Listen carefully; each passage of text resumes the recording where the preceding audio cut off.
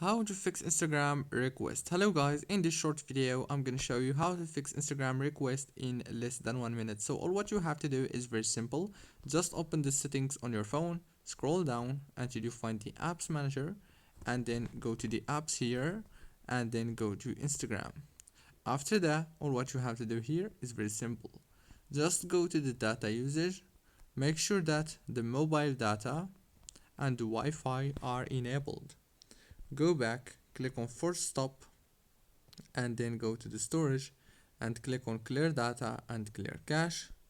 Go back again, and this time go to the wireless and networks on your phone and turn off the Wi-Fi and enable it again, and then restart your phone and reopen Instagram, and the problem must be solved.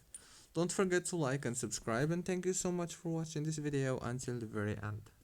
See you later.